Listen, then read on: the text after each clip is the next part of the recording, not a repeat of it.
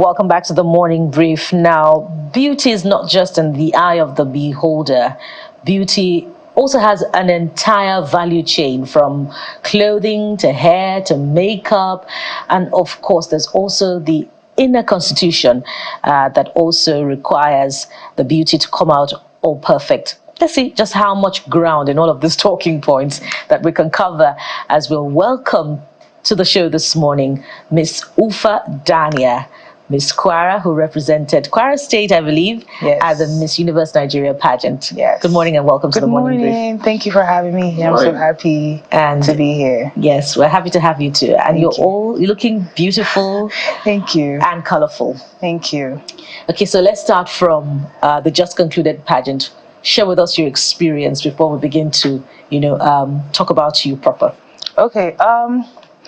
I guess being the very first plus-size person to apply for this, before I had applied for the pageant, honestly, I was having a lot of anxiety and just fear because of the backlash that I could probably get, and just people's bias, because they always feel like beauty only comes in one form, and for someone to come out and say, oh yeah, I'm running for this, it scared me. But then I'm someone who tries to do the daring. I don't stop myself. If I want to do something, I go out there and do it. So I decided to go over my fear, and I applied and I got in, so that boosted me up for the camp activities and all. So when I went for camp, I showed up and I showed off. I made sure that even if I'm not a conventional person, I must stand out regardless of anything. So the experience was actually really nice. I feel like I've come out a different person than I was when I entered, and it has boosted my confidence even more than it was already, and I just feel happy for whatever comes after this now. Yeah. I can see how excited you are. But let's get to that experience. You walking into the camp. So on the street, we call it Slim Shady. All of these slender girls, with all the numbers that Bukola is way more familiar than I am. And then you walk in and give us what you felt as a reception from your fellow contestant. Because it's important we ask that question, because of people like you who would have felt, this is not for me. So you're now a hero for them. Yeah. Funny enough, when I entered, the contestants were actually very receptive to me. A lot of people actually walked up to me, because I was the very first person to put out my video and say, I want to apply for Miss Universe Nigeria. So a lot of them came to me and told me that, because I saw your video, actually, that's why I came out. And then when they saw me, they were like, wow, you're my hero, you're amazing, you inspire me. So there was already a positive, environment walking in. Even my mindset as well was positive. So it just felt like positive plus positive equals to more positive. How rigorous was it for you? Oh, it was it was quite a lot. I don't know if anybody has done NYC. To me, it was much more worse than NYC camp, because you wake up by 5 a.m. and you don't sleep till at least 12 a.m. in the next day, and it keeps on going day in, day out. And then the heels you have to wear, oh god, I think that was my biggest fear, those heels, because I said, why do they need to be wearing so tight, or where are we trying to get to? So that was actually the most toughest part for me, those heels. And walking here, walking there, you always have to be presentable, you always have to be poised, elegant. Those didn't really faze me, but just the timing and the sleep schedule and those heels, those my biggest issues in the camp. And we really can't talk enough about you being the first plus-size woman. Besides, how your co-contestants received you, what about coming out on stage, facing the crowd, wearing your bikini, your evening wear, and all of the other costumes that you had to come out in? What was it like for you, and how did the audience receive you firsthand? Okay, I would say, for me, I'm a content creator, right? So all my life, I've always kind of been in front of the stage. Even the university I went to, American University of Nigeria, I was actually Miss American University of Nigeria till I graduated. So being in front of crowds, being in front of people, I actually feed off the energy. I don't feel afraid. So to me, it was okay, showtime, let's show them what we got. And as I came out with that whole boldness, everyone was woo! And as they're cheering on me too, I'm also feeling that thing. So I'm also giving them more. So I wasn't really faced by the audience. I actually looked forward to seeing that audience so that it can give me the most pizzazz, if that's what I can say. So very demure. So that's what Yeah. it very demure. Yes, very So demure. for you now, it's your message. What would be your message to plus size ladies? Like, go get it, or what exactly are you saying? I would tell you, never doubt yourself, never look down on yourself, never tell yourself you're not enough, you're not good enough, you're not pretty enough. You are more than capable. You have everything within you that you need to succeed in life, and don't let any other person's perspective on you shadow down on how you feel about yourself. Go get whatever you want to do. So that's what Let's unpack the many parts that you are. I'm looking at your bio on your page. Photographer, Yeah. creative director, Yeah. stylist, filmmaker, philanthropy, and all of that. Yes. So let's take it one at a time. Okay. Which comes first for you? Okay, I would say being a content creator was the first thing because I started when I was like 2018. So like being in that creative space kind of blossomed me to other spaces, because university, I actually started as an engineering student, telecoms, because I'm a science geek and all, but my university is a liberal arts university where they force you to take courses out of your major. So I took a course called basic photography and videography in my second year, and that kind of just like opened up my mind to be like, okay, no, this is actually what I want to do. So that year I changed from my engineering to communications and multimedia design, specifically radio, TV, and film. So that's how the photography and the filmmaking comes in. You see. Yeah, and then the philanthropy. After I won Miss America University of Nigeria, that office you're put into the community. You work directly with the community director, so you are exposed to a lot of issues that are in the Adamawa, and because it's based in Yola, so that opened my mind to like a lot of things that were happening in the country and how I could also help as well. So that's how my philanthropy started. I started by doing projects in school, painting schools, doing spelling bees, and doing like support groups for people. And then after I graduated, it translated into me creating my own NGO where I deal with like child education, female empowerment, arts and creativity development, and mental health advocacy. So that's how they all kind of synergize into one piece. Our colleague Kade is Kade has questions for you. for you. Absolutely. Ufa, Kade here from Abuja. Hi. I must say I'm a big fan of your work. Thank you. Absolutely. And I want to talk about a few things that you've brought to the fore. On the one hand, you're originally from Edo State, but you Yes. represented Kwara. Speaks Yes. to why Nigeria is one and should be one. Yeah. Fantastic. The other part of this is, I mean, you didn't win the pageant in some sense, but you won Miss Charismatic and you won the hearts of a lot of people, particularly South Africans. Yeah. Now, it was like you just walked right in the middle of a Cold War of sorts. So I'd like you to speak to us about, about that experience. South Africans appear to be voting for you to spite Chidy additional, and you with your charisma, you carried it well. Speak to us about that. Okay, so funny enough, when all of this was happening, like I said in camp, it's so rigorous, you barely even get to use your phone. So at first, I didn't actually know that anything was happening in South Africa or whatever. But then I started seeing like trickling of like notifications and messages and all. You said the word spite.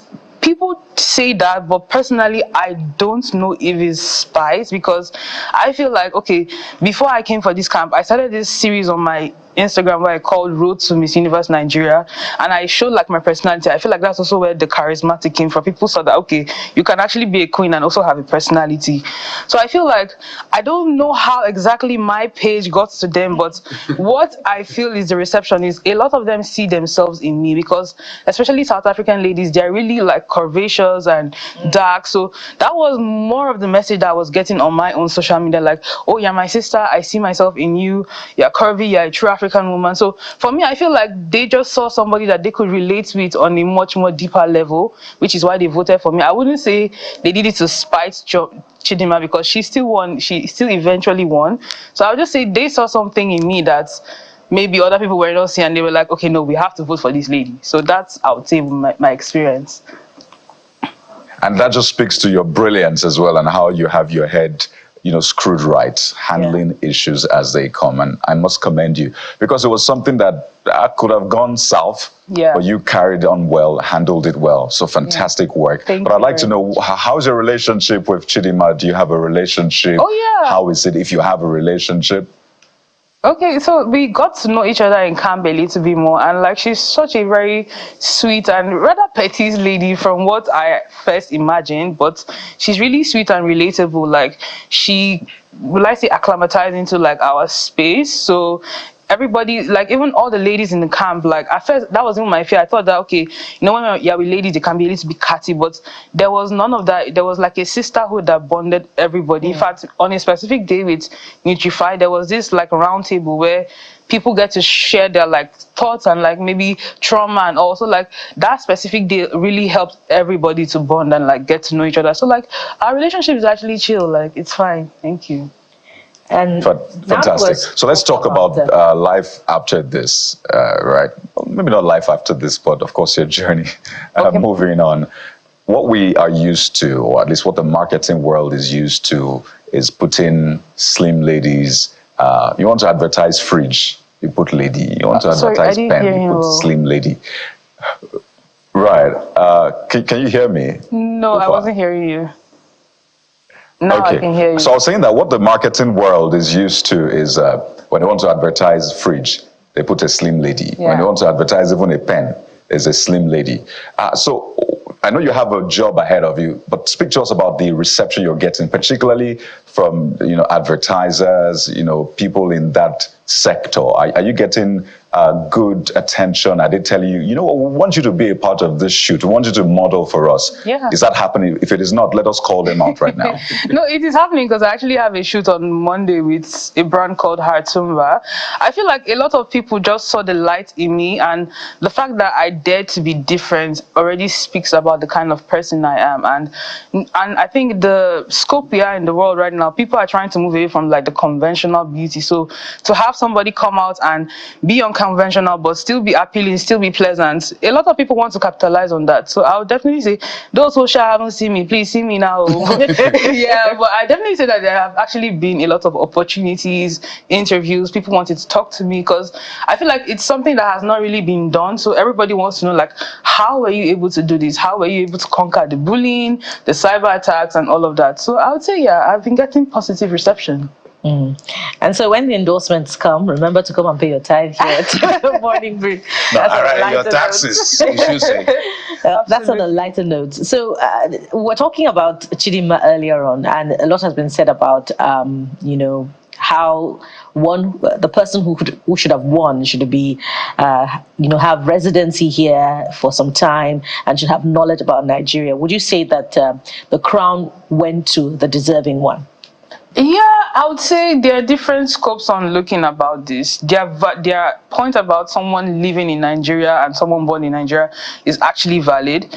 But then at the same time, if you can look about around the performance and the competition, I wouldn't know what exact merit that the organization chose to pick their winner, but I would say she's somebody who if she would go out to the world, she would actually show up for Nigeria. But then when it comes to like the real nitty gritty about maybe understanding the scope of Nigeria, she may have to get herself educated about that to be able to actually do the work that we need as Nigerians. That's what I would say. So let's talk about your content creation side. You're many things. Now you've added more to that thing. So this new you, permit me to use that word, new you, how will it influence how you create content right now? Is it going to be the same old Ufa Dania with the things you usually do?